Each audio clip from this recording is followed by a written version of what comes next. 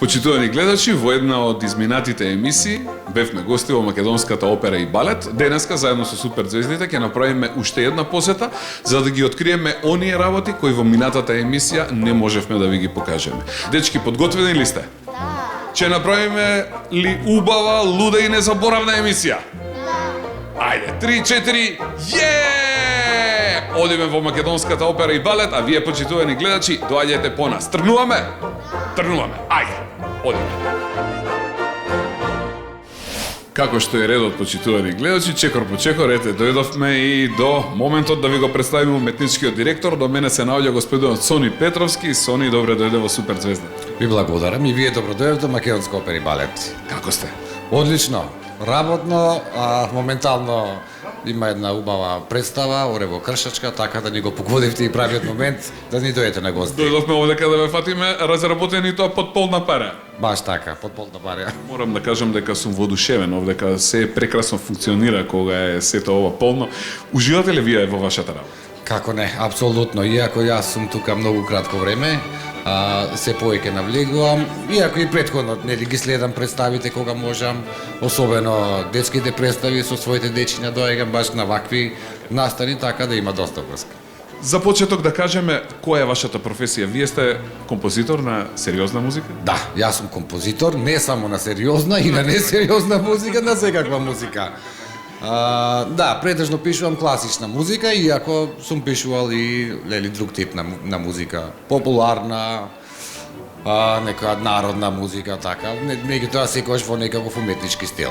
За оние кои што не знаат и кои што сакаат, убаво ли е да се биде композитор? Најубаво.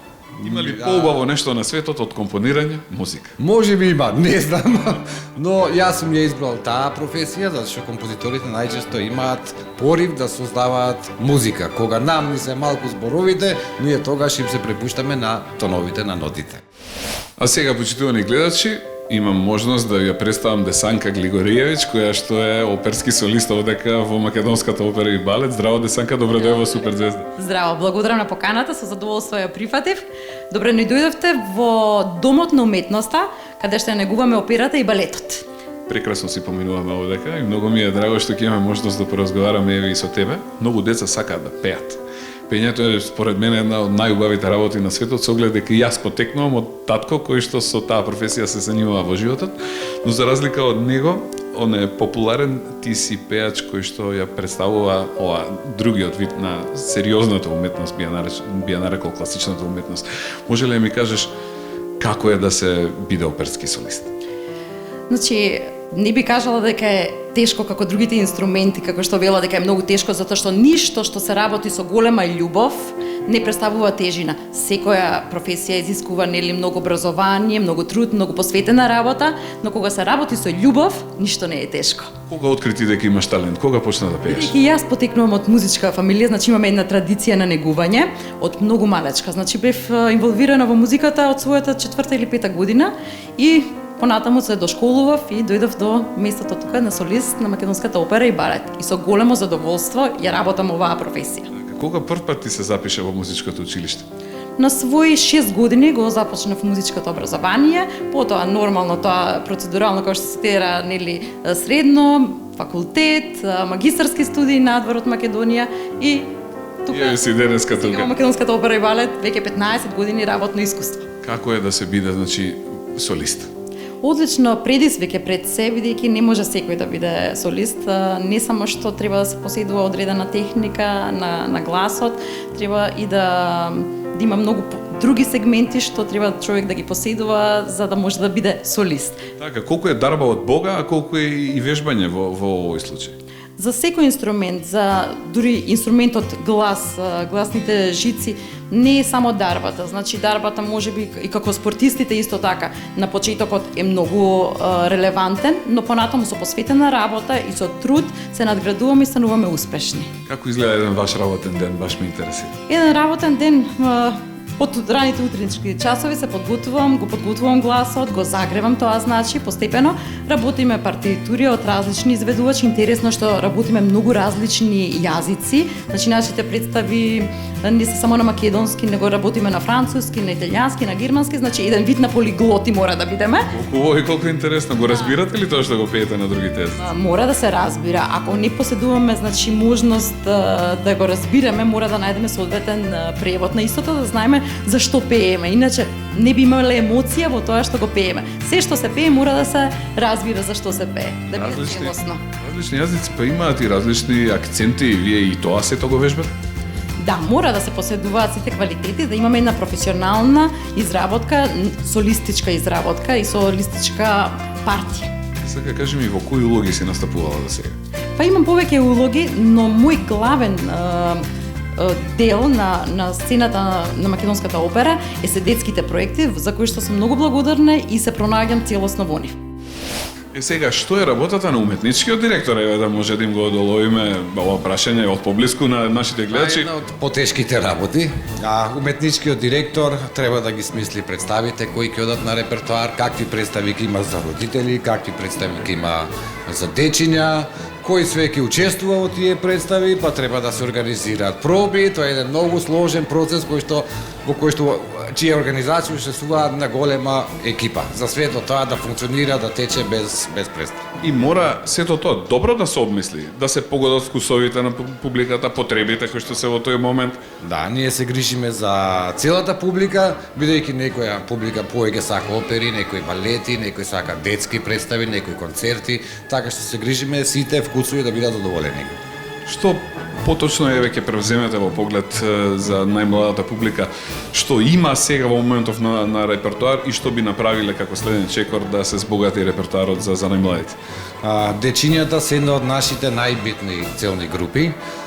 За нив во моментот има на репертоарот одат повеќе представи за дечиња, такви се представите Доктор Овболи, Петар Пан, Волшебната флейта, Пепелашка, Ивица и Марица, денеска оди во Кршачка, така да има еден така поширока палета на представи кои што можат да ги посетат и да уживаат во нив, но секако во наскоро еднина планираме и да го збогатиме репертоарот со уште неколку нови наслови. Прекрасно. Дечиња, вие доаѓате ли во македонската опера и балет? Ве носат ли вашите родители? Да. И уживате ли на представите? Да.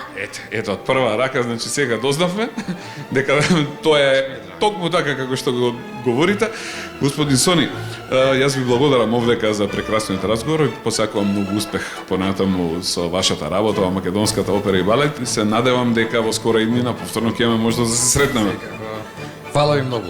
Ви благодарам и на вас и голем поздрав. Поздрав. Чао ви.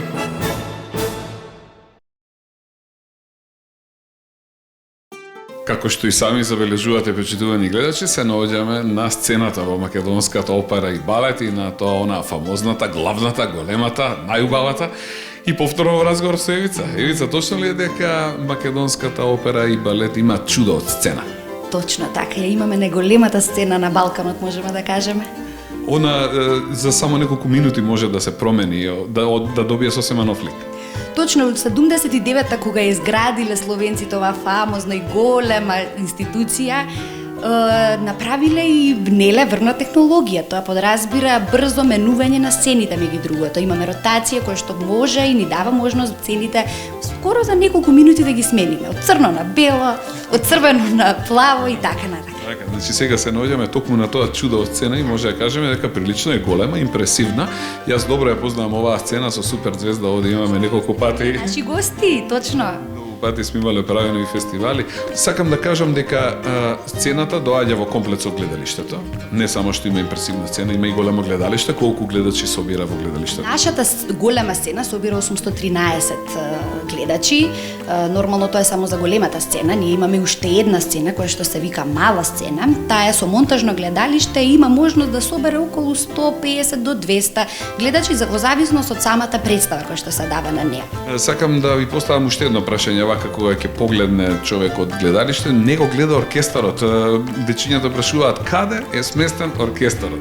Толку тие над 90 души во зависност како сега си бара самата представа, тој диригентот може многу убаво да го објасни, мислам дека и го објасна. Тие се во еден специјален простор, на мене за нив се нарекува школка, тоа не е морска школка, тоа е наша оркестарска школка, која што е малтене сега во моментов е под нас, под сцената, но за представи кои што ги изведуваме заедно со оркестарот, таа специјално се отвара и да, темно е, но има внатре музичарите имаат специјални пултеви кои што имаат светло и може да ги читаат нотите. Тие може дури од публика да се види дека таму има нешто светло, свети и да, нормално да ги видат рацата и убавиот грб на нашата маестра Бисера. Така диригентката или некој друг диригент. Или друг гостин диригент нормално. Значи оркестарот тука е, ама не е тука. Во некои представи, инаку на пример на концерти, него го собира, тој си доаѓа, значи така си ги каниме импозантно, дури ја збогатуваат оваа наша голема сцена, тие се наредени за концерти на самата сцена. Импресивно е сето ова колку е големо. Па тука сакам и да го поставам прашањето колку луѓе вкупно работат во македонската опера и балет. За целата оваа магија да се случи, да со цел и воедно и да го доловиме што значи тоа опера и балет, за сето тоа е потребно околу, може да се каже армија, малку поголема армија, во случајот ние сме една фабрика. Имаме над 450 вработени во оваа наша институција, во нашиот театар. И сите вредни како мравки, секој си ја знае својата работа. Сите си имаме сектори, сектор сценска, кој што си има точно задачи кои што се си прави. Тука можеме да кажеме во тој сектор си најони интересните сектори, тука се секторот за шминка, фризура, секторот за креирање на костимите, шивалните, машките, женските, зашто посебни шивални си имаат за машки костими, посебни шивални за женски костими. Тука е и фундусот под нив спаѓа, значи од кога ќе се сошие тој костим, кај се носи, 100% не си го носат уметниците дома, зашто тие не играат точно, не играат само на една представа, точно има специјално место кое што се наоѓа под оваа сцена, доле се вика фундус. Тој фундус ги чува безбедно сите костими кои што ќе се произведат за нашиот програм. Што ќе работите во блиски дни, еве да најавиме да можат нашите гледачи да очекуваат? Па сега имаме ново раководство за кое што ни напомена дека ќе имаме доста нов детски репертоар и ги повикувам затоа сите дечиња што не следат и што ја следат нашата веб страница да се информираат времено, бидејќи детските проекти не идуваат. Се обогатуваат од ден во ден, стануваат се повеќе и повеќе, така да може да очекуваме се повеќе и повеќе новитети овде кај вас. Кажи ми, од солистите вака на светската сцена, кој посебно го почитуваш и цениш? Нема само еден, тоа се многумина, значи Ана Нетрепко, Дамјана Демрао, навистина се тоа премногу како спектар на успешни солисти на светската сцена. Сега спомнавме неколку од девојките, од мажите, например, од тенорите? Навистина се на кој попрво не би можела да конкретизирам само еден, бидејќи се работи за многумина. Значи ги има многу, инаку ти си ја сакаш операта од малечка? Се разбира, мојот татко беше оперски пејач, солист во македонската опера и балет, Бранислав Поп-Ѓоргиевски, и затоа што од многу мала ја слушам операта. Мене ми е многу драго што имам можност денеска да разговарам токму со тебе. Би сакал за крај да им порачаш нешто на сите оние дечиња кои што во животот сакаат да се посветат на пеењето. Што би требале да направат? Првенствено посетувајте македонска опера и балет, тука ќе ги добиете сите ваши инспирации, идоли и посветено работете, школувајте се и уживајте во тоа што го работите со многу љубов, труд и работа. А после тоа и успехот е неизбежен. Е неминовен, да. Ти благодарам многу што беше гостин во нашето дружење на Супер Звезда. Почитувани гледачи, тоа беше мојата пријателка Десанка, која што е оперски солист во македонската опера и балет, наш денешен специјален гостин во Супер Звезда. А сега продолжуваме понатаму, така ли? Благодарам, Дарко, продолжуваме на прошетка низ македонската опера и балет. Ајде да видиме што има натаму. Ти благодарам.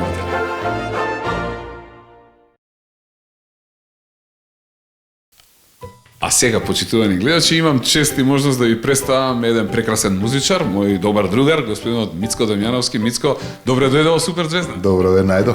Ти ни дојде и ни донесе едно чудовиште, овде можам да кажам. Да. Види, Андријана Преска кажа дека најтешкиот инструмент го свирала, не се сложувам со тоа, јас го свирам најтешкиот инструмент. Да го покажеме, да го ставиме на вага. Ова е најтешкиот инструмент. Значи, Се шегувам, не. имаме една навистина вистински голема труба, која што се кажува Туба. туба. Мицко, кажи ми, од кога свириш ти туба? Од 98 година на факултет почнав да свирам, претходно бев тромбонист.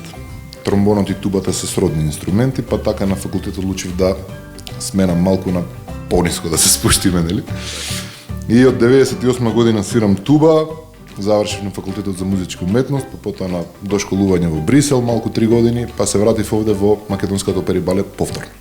Така, станува збор за инструмент од групата на дувачки инструменти. Лимени дувачки инструменти, точно тука спаѓа трубата како најмала, па хорната, тромбонот и на крај најниско свири тубата. И има повеќе врсти на туби, има помали туби кои што се за камерно музицирање, за квинтет, трио, квартет, не е битно. И големи вакви контрабас туби се викаат овие, поради нивната специфичност и ниска лага на тонови. И јас ја свирам контрабас тубата во случајов и само не ја свирам во момент. Додека во оркестрите има по неколку виолини, има само една туба? Еден диригент и една туба. Еден диригент и една туба. Значи, Случува во големи симфонии, одредени симфонии големи, знае да се побарат и две туби поради гласноста. Значи, инструментот е и така гласен, можеби еден од најгласните. Меѓутоа има некогаш, значи во кај одредени композитори претежно од 20-тиот век, каде што побаруваат две туби, меѓутоа тоа е реткост. Најчесто е еден, тубистот е еден, да. значи освен што е застапен вака во оркестрите, застапен и по свадби е туба. Да, точно.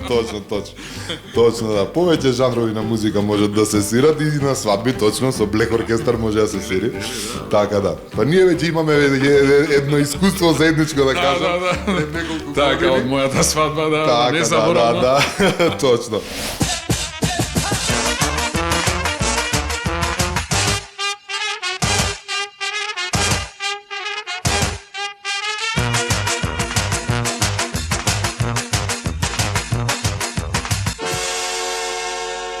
По едно детенце го пратевме од Супер Звезда, нели? На Супер Звезда имаше фантастичен ваш настап Да. со блек оркестарот.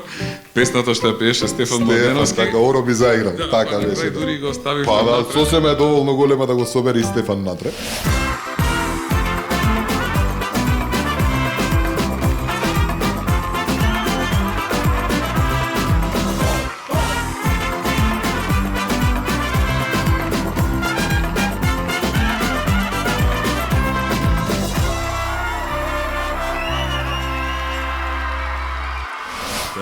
Што би кажале сега за тубата како инструмент?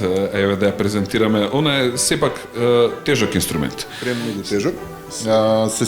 Претежно се свири седејачки.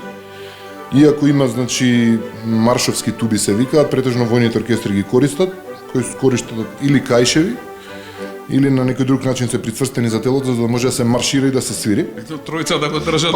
Па барем, минимум. Колку килограми е тубата? Оваа конкретно е 15 кг, без футрола. Да се издржи минута, две, може некако, Па, повеќе не е препорачливо. Тубата има корпус кој е најголемиот дел на тубата, тоа е овој каде што излегува тонот. И остатокот се сведува само на машинерија и на извиткани цевки, кои што всушност е еден интересен податок за децата, ако се исправат, Цевките се. да, ќе добиеме должина од околу 4,5 метри. Така. Да, цевка, споена. 4,5 метри цевки Да. извиткани во цело ова чудо, а не изгледа токму така. Па не изгледа, меѓутоа кога ќе ги исправиме сите овие цевчиња кои што се извиткани овде, можеме да добиеме навистина една долга цевка од 4,5 па и до 5 метри. Тоа можеме да го кажеме за тубата. Свириме најниско во оркестарот што може да се свири. Не користат Најдлабоките тонови. Не користат за страшни сцени во филмовите, не користат за, значи, на ефективни гласни места во оперите и во симфониите и така. Значи, кога некој му треба да направи драма, треба да се обрати кај Мицко. Да, јас сум драма човек. Така. Ме интересира како кај тебе се создаде љубовта за свирење на вакви инструменти. Во принцип, затоа што ви кажав, претходно свирев тромбон, тој е многу сроден инструмент со тубата и од секогаш сум, значи уште од средно кога почнав, имав желба навистина за еден вид, никогаш не сум сакал да бидам солист, меѓутоа еден вид пратечки инструмент во групата или во оркестарот, во што и да е во составот, нели? Па затоа тубата е како најприкладен инструмент за таков вид на музицирање.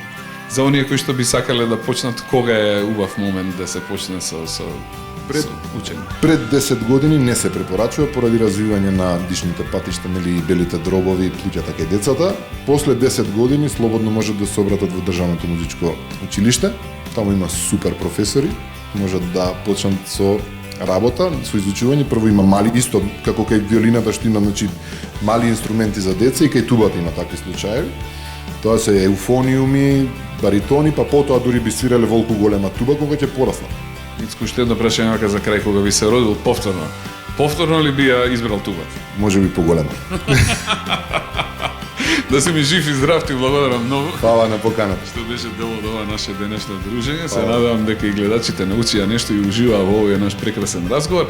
Така да, тоа беше мојот драг и добар пријател Мицко, кој е уште еднаш ќе повторам, доколку ви треба драма, може слободно да се обратите кај него, а ние продолжуваме со нашето разгледување и да видиме што уште ни остана овдека во македонската опера и балет. Продолжуваме понатаму.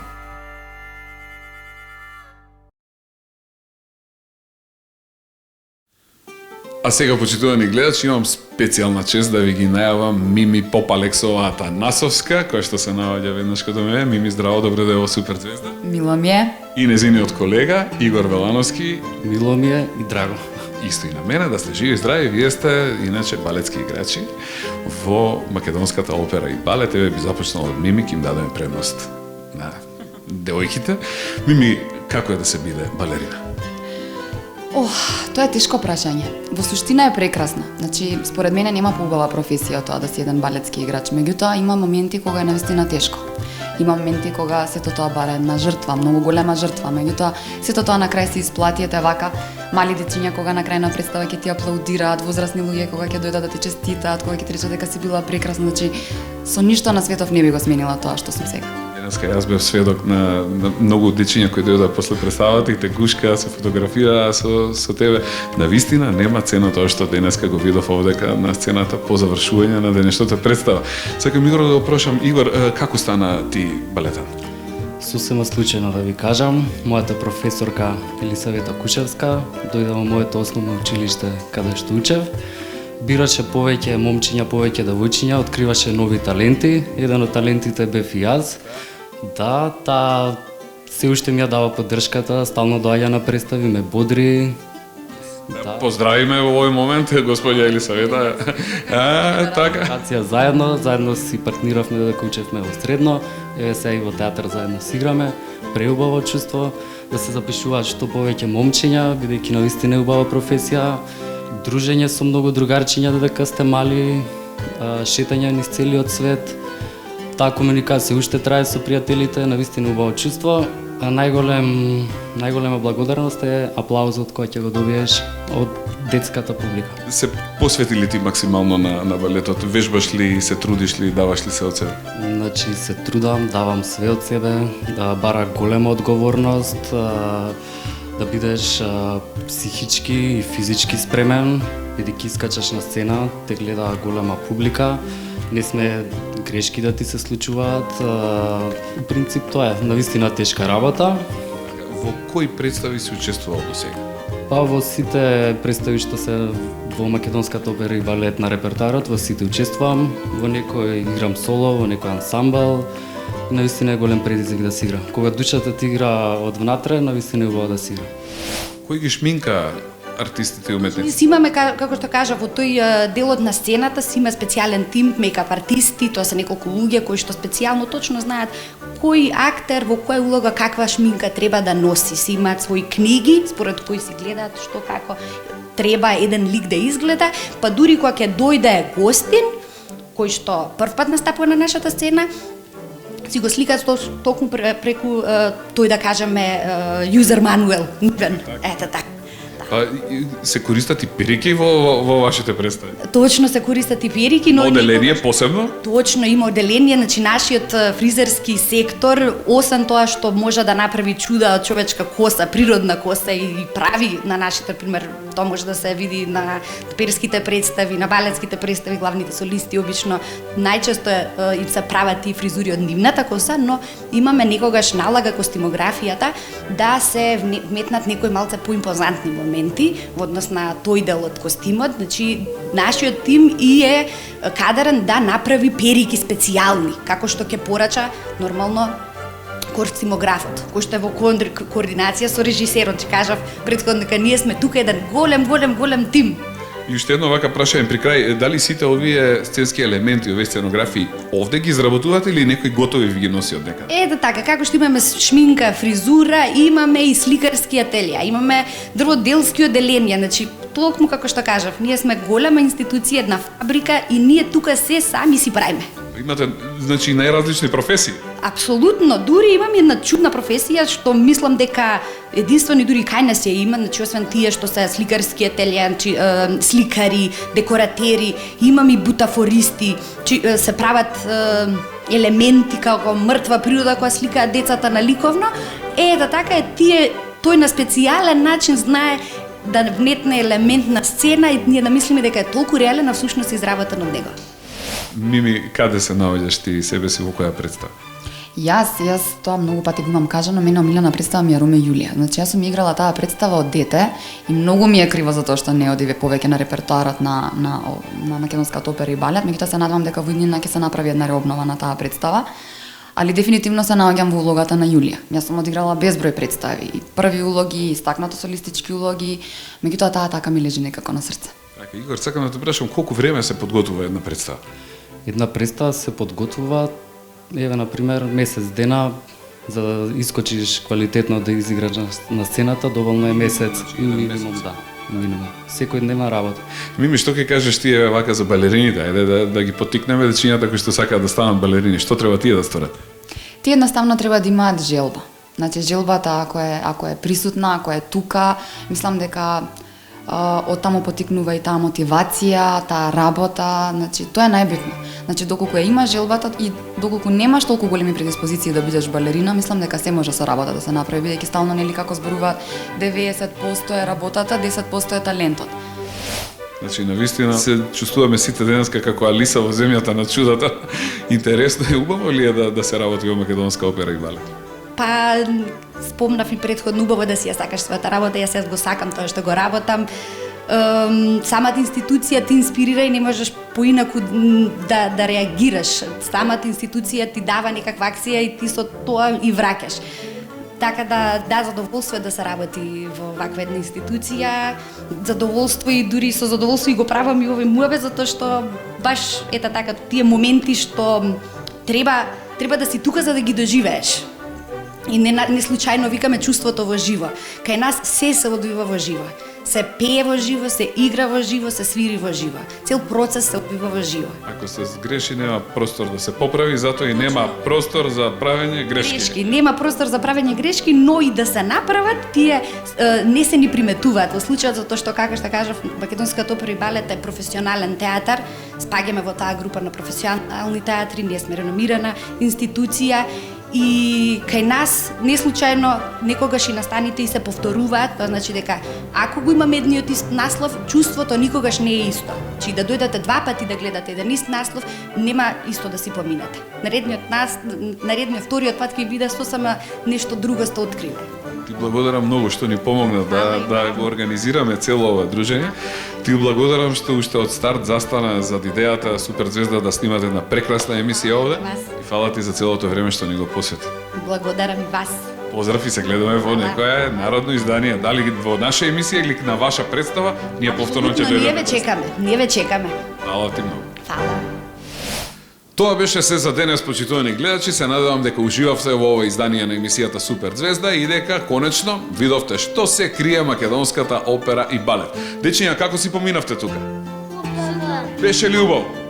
Ама искрено, беше ли лудо и незаборавно? Да, ќе се вратиме ли овдека повторно? Да. Но кого ќе го донесеме наредниот пат? Мама, тато, бато, баба и дедо. А до тогаш, почитувани гледачи, бидете умни, бидете живи, бидете здрави, сакајте ги мама и тато и се слушаме и се гледаме. Поздрав од мене, поздрав од целата екипа, ви праќаме безброј бакнежи и ве сакаме. Чао, чао, чао и до гледање. Чао.